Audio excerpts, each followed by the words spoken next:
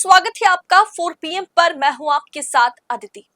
Floor test से पहले थलपति विजय पर लटकी तलवार, सुप्रीम कोर्ट पहुंचा मामला। तमिलनाडु के राजनीति में अगले 24 घंटे बेहद निर्णायक होने वाले हैं। मुख्यमंत्री पद की शपथ लेने के बाद अब विजय यानी टीवी के प्रमुख को कल 13 मई को विधानसभा में, तमिलनाडु विधानसभा में अपना बहुमत साबित करना होगा। लेकिन इस अग्नि परीक्षा से ठीक पहले विजय को एक बहुत बड़ा कानूनी झटका लगा है। दरअसल मद्रास हाईकोर्ट के एक अंतरिम आदेश ने थलपति विजय के एक विधायक को फ्लोर टेस्ट में वोट डालने से रोक दिया है। अब यह मामला आनन फानन में सुप्रीम कोर्ट के मुख्य न्यायाधीश CJI सूर्यकांत की अदालत तक पहुंच गया है। क्या विजय कल अपना बहुमत साबित कर पाएंगे? क्या थलपति विजय टीवी के फ्लोर टेस्ट में पास कर जाएंगे? दरअसल मद्रास हाईकोर्ट का वो आदेश जिसने थलपति विजय की नींद उड़ाई हुई है। पूरा मामला दरअसल तिरुपतुर विधानसभा क्षेत्र का है, जहां TVK के उम्मीदवार R सेतुपति ने मात्र 1 वोट के अंतर से जीत दर्ज की थी।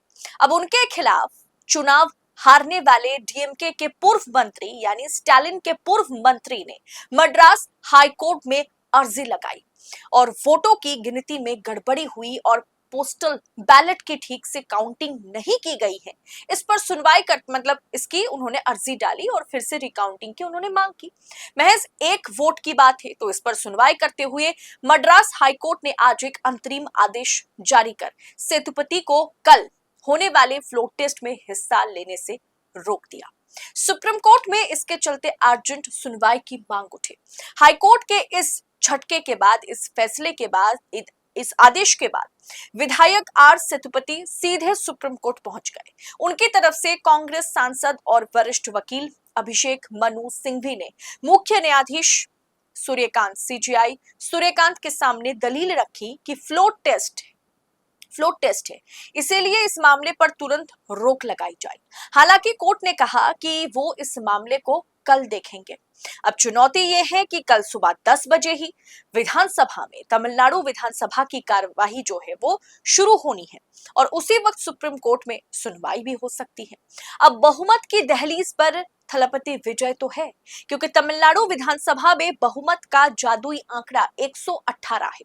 विजय के पास अभी वर्तमान में जो समर्थन पत्र है उसका गणित अगर देखें तो अभी उनके पास TVK के पास जो है 107 विधायक हैं।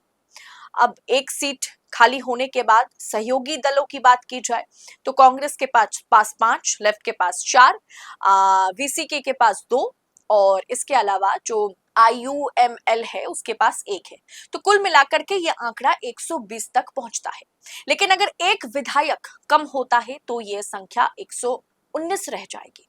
बहुमत के आंकड़े 118 से केवल एक कदम ऊपर होना विजय के लिए कल बहुत बड़ा डेंजर जोन में उनको डाल दिया है।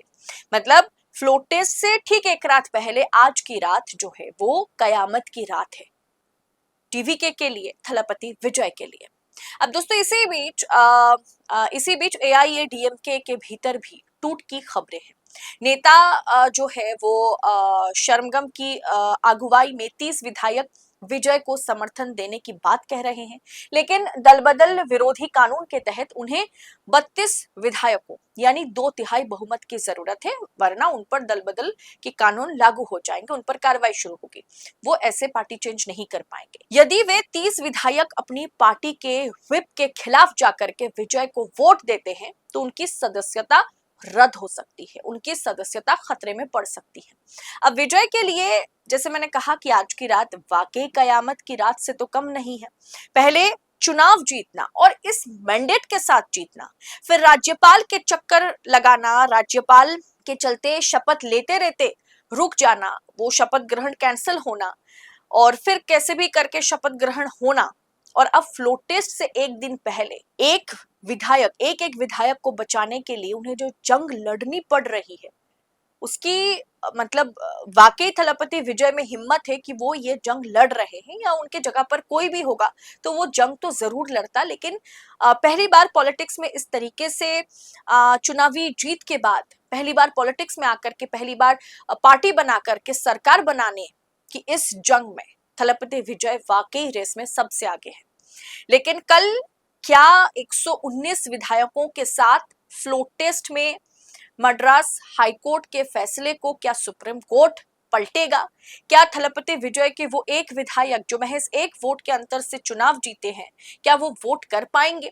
सुप्रीम कोर्ट का फैसला क्या फ्लोट टेस्ट से पहले आ जाएगा? दरअसल दोस्तों, थलपति विजय के लिए मतलब इन मौके पर सत्ता का ये रास्ता हासिल करना आसान नहीं है।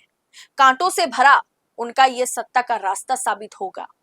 क्या कल सुप्रीम कोर्ट से उन्हें राहत मिलेगी या तमिलनाडु की राजनीति में कोई नया उलटफेर होगा?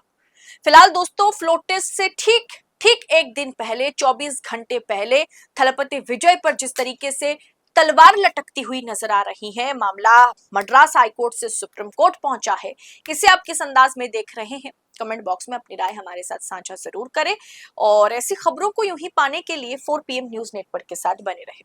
फिलहाल इस रिपोर्ट में इतना ही, जल्द होगी आपसे मुलाकात। तब तक के लिए 4 PM के साथ बने रहे, आजाद पत्रकारिता को यूं ही सपोर्ट करते रहे। बहुत बहुत शुक्रिया आपका। जय हिंद, जय भारत।